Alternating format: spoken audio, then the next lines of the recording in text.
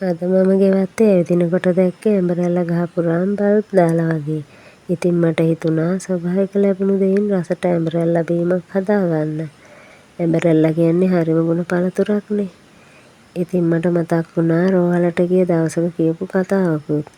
සීනි තියෙන අයට කෑම කාලා ඉවර වෙලා ඇඹරැල්ල ගෙඩි දෙකක් හැමදාම වුණත් කන්න පුළුවන් නම් හොඳයි කියලා.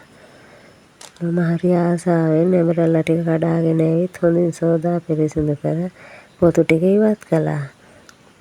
ඒ පොත්තෙන් ටිකක් එකතු වුණාම ඇඹරැල්ල බීම තවත් රසවත්.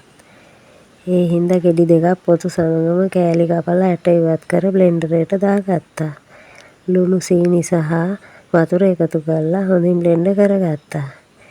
මේ විදිහට ඉතා පහසුවෙන් ගෙදරදීම රසවත් ඇඹරැල්ල බීමක් හදාගන්න ඔයාලටත් පුළුවන්.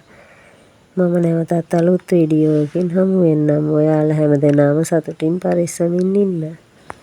ඉතින් යාළුවනේ අද වීඩියෝ ඔයාලට ලස්සනයි නම් ලයික් එකක් දාන්න. තාමත් මගේ උමාග්‍රෝ channel එක subscribe කරලා නැත්නම් දැන්ම subscribe කරලා bell එකත් on කරන්න. මගේ වීඩියෝ අවසානයේ වෙනතෙක් නරඹන්න.